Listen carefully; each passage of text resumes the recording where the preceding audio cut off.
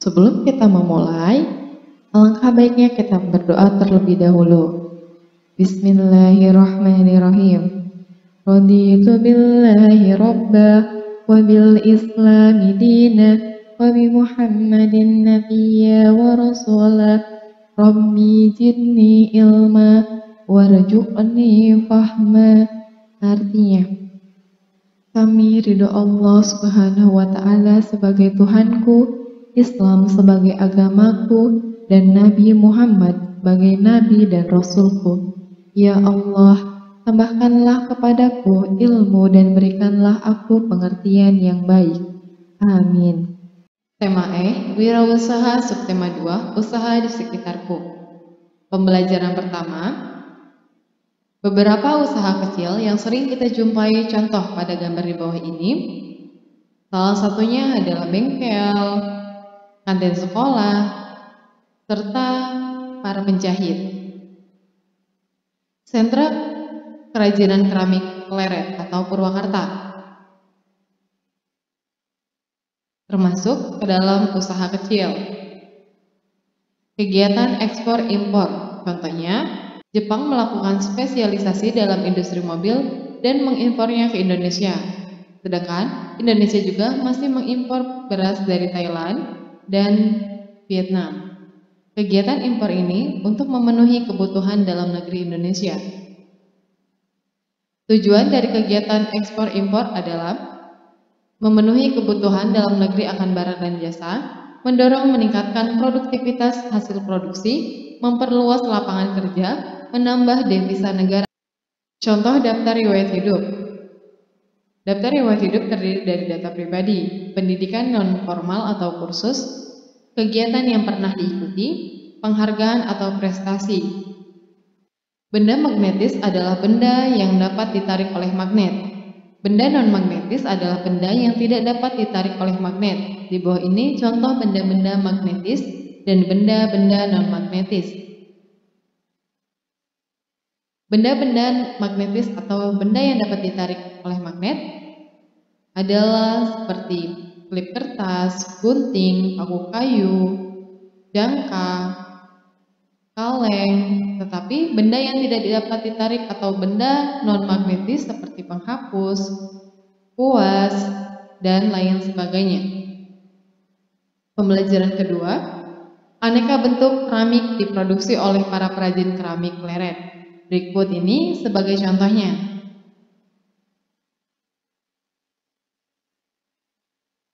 Poster adalah iklan yang berbentuk gambar atau tulisan yang berisi pengumuman, ajakan, atau himbauan untuk melakukan sesuatu.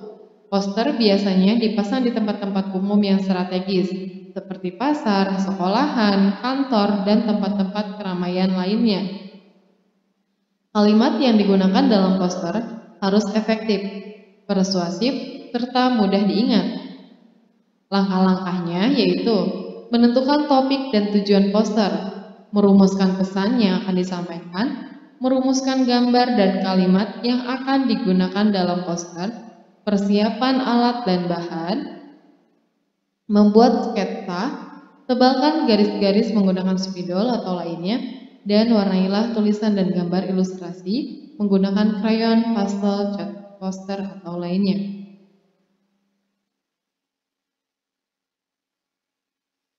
Pembelajaran ketiga, contoh wirausaha yang berkaitan dengan olahraga.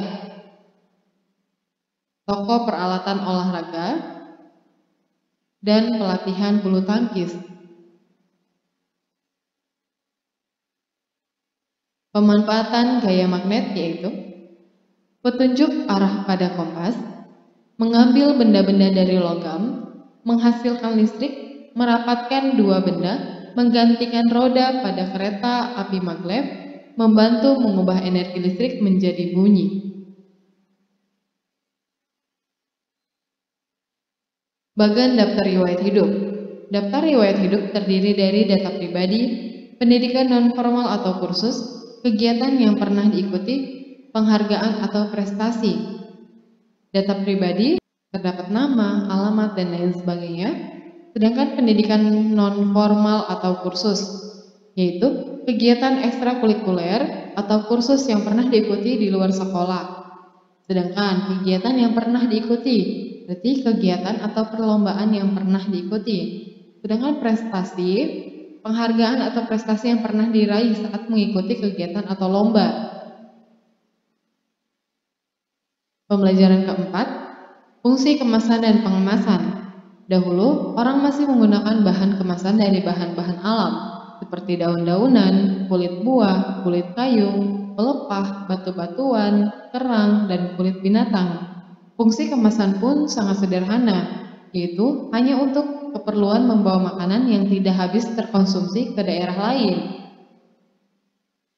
Peranan kemasan mulai dirasakan pada tahun 1950-an, yaitu berfungsi memberikan informasi yang bersifat memberitahu kepada konsumen tentang kandungan dan nilai gizi dalam makanan tersebut. Secara umum, fungsi pengemasan adalah mewadahi produk selama distribusi dari produsen hingga ke konsumen, agar produksi tidak tercecer terutama untuk cairan, pasta, atau butiran. Melindungi dan mengawetkan produk seperti melindungi dari sinar ultraviolet, panas, kelembaban udara, dan kontaminasi dari kotoran dan mikroba yang dapat merusak serta menurunkan mutu produk. Sebagai identitas produk, meningkatkan efisiensi dan memudahkan pengiriman serta penyimpanan. Melindungi pengaruh buruk dari luar atau pengaruh buruk dari produk di dalamnya. Memperluas pemakaian dan pemesanan produk. Menambah daya tarik calon pembeli dan sarana informasi dan iklan. Pembelajaran kelima, barang dan jasa yang diekspor dan diimpor Indonesia. Ada dua macam barang yang diekspor oleh Indonesia, yaitu ekspor migas, minyak dan gas bumi. Hasil tambang minyak bumi mentah diekspor ke negara-negara Amerika Serikat, Australia, Jepang, Tiongkok, dan Korea Selatan. Dan gas bumi di Indonesia diekspor ke Jepang, Tiongkok, Korea Selatan, dan Singapura. Sedangkan yang kedua, ekspor non-migas, antara lain hasil pertanian, hasil industri, hasil tambang, hasil hutan, dan hasil laut. Selain mengekspor jenis barang pada sektor jasa, Indonesia mengirim tenaga kerja seperti pembantu rumah tangga, sopir, perawat, tenaga perkebunan, dan tenaga bangunan. Barang-barang yang diimpor ke Indonesia adalah sebagai berikut. Barang-barang konsumsi diantaranya adalah beras, tekstil, susu, makanan, minuman, buah-buahan, sabun, bahan kosmetik, dan alat rumah tangga. Sedangkan bahan baku penolong diantaranya adalah bahan kimia, bahan obat-obatan, pupuk, bahan kertas, benang tenun, semen, kapur, bahan bangunan, besi, baja, logam, bahan karet, plastik, dan alat-alat listrik. Sedangkan untuk barang modal diantaranya adalah generator, peralatan listrik, alat pengangkutan, kendaraan bermotor, alat angkutan, dan barang-barang elektronik. Beberapa negara ASEAN yang melakukan kegiatan ekspor dan impor dengan Indonesia. Indonesia dengan Malaysia, Indonesia dengan Singapura, dan Indonesia dengan Thailand. Pembelajaran 6, mempertahankan tradisi dan budaya melalui wirausaha. Contohnya, rempah-rempah dan tumbuhan obat mengandung beragam khasiat dan diolah oleh Ibu Moriarty Subidjo, pendiri Mustika Ratu. Tema E, wirausaha. Subtema 3, ayo belajar berwirausaha. Pembelajaran pertama, setiap wirausaha menghasilkan limbah, baik berbentuk padat, cair, maupun gas. Di tangan orang-orang kreatif dan berjiwa wirausaha, limbah-limbah tersebut dapat dimanfaatkan kembali menjadi barang-barang bernilai ekonomis.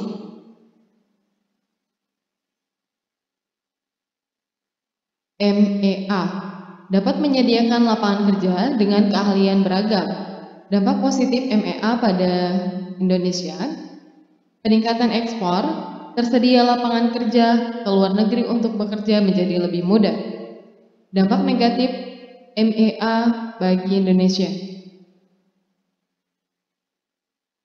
Banyak barang impor, eksploitasi SDA dalam skala besar dapat merusak ekosistem di Indonesia.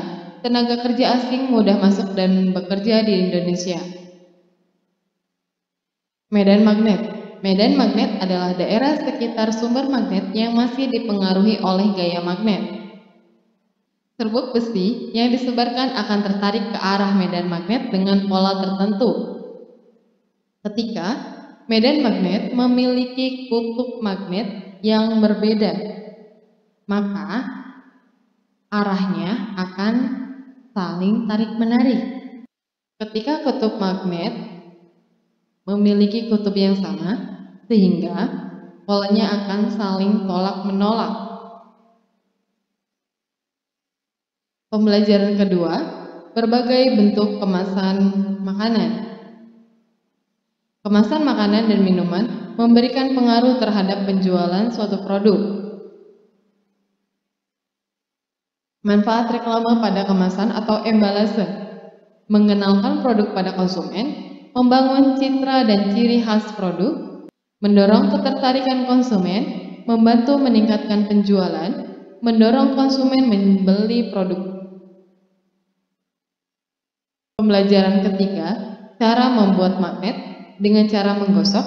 Contohnya, menggunakan penggaris, kalian gosokkan ke dalam rambut kalian sendiri dan coba kalian potong-potong suatu kertas sehingga kertas tersebut akan tertarik oleh penggaris tersebut karena adanya membuat magnet dengan cara menggosok.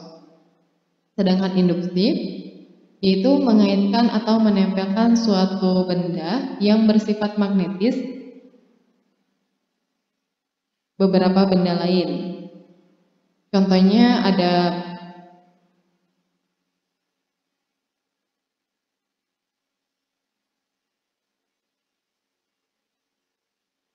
yang kedua, induksi, yaitu membuat magnet dengan cara induksi.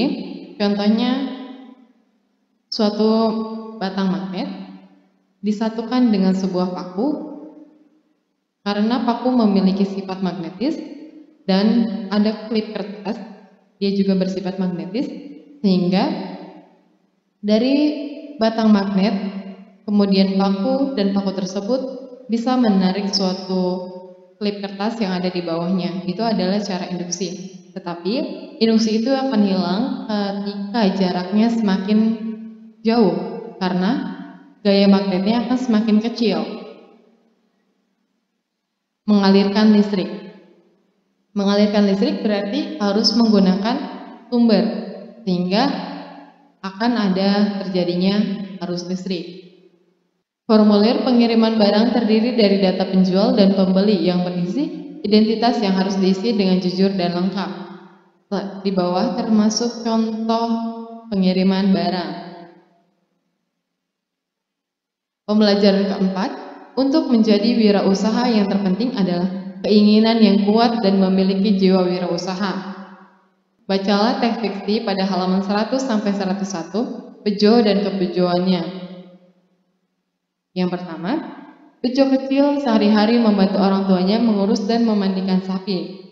Sedangkan selanjutnya yaitu bejo dewasa menjadi peternak sapi yang sukses. Sehingga wirausaha itu yang terpenting adalah suatu keinginan yang kuat atau tidak pantang putus asa. Sebelum mengisi formulir, bacalah terlebih dahulu petunjuk pengisian formulir yang diberikan. Salah satunya pada formulir ujian sekolah. Sebelum mengisi, kalian harus membaca dulu petunjuk pengisian formulir tersebut. Pembelajaran kelima, inspirasi usaha bisa datang dari kepedulian kita terhadap lingkungan. Contohnya, bisa menggunakan limbah menjadi suatu kemasan yang bermanfaat dan bisa dapat menarik daya jual. Buket sarana informasi. Hal-hal mengenai buket. berisi informasi dalam bentuk tulisan dan gambar, kalimat singkat dan padat, gaya bahasa sederhana dan mudah dipahami, jumlah halaman tidak lebih dari 30 halaman bolak-balik, struktur isinya seperti buku, pendahuluan, isi, dan penutup. Persiapan Indonesia dalam menghadapi MEA. Penguatan sektor UMKM merupakan salah satu langkah yang dilakukan pemerintah Indonesia untuk menghadapi MEA. Penguatan daya saing ekonomi, program Aku Cinta Indonesia, penguatan sektor UMKM, perbaikan infrastruktur, peningkatan kualitas SDM, dan reformasi kelembagaan dan pemerintahan. Pembelajaran ke-6, contoh bagan ketergantungan antara pelaku usaha dan kelompok masyarakat. Contoh bagan di mana petani sayur bisa dilangsungkan oleh tengkulak atau koperasi, kemudian menuju pedagang sayur di pasar. Dari pedagang sayur di pasar akan bercabang langsung kepada konsumen atau menuju pedagang sayur keliling atau rumahan, baru menuju ke konsumen atau pembeli sayuran. Contoh bagan ketergantungan antara pelaku usaha dan kelompok masyarakat, yaitu di mana terdapat usaha, pasti akan ada yang menjadikan suatu konsumennya atau pembelinya. Pameran hasil kerajinan. Membuat pameran hasil kerajinan adalah salah satu kecintaan kita terhadap produk-produk Indonesia. Salah satunya membuat pameran hasil batik Indonesia. Petunjuk pengisian formulir, kamu bisa baca di halaman 113 dan bisa mencoba mengisi formulir pada halaman 114.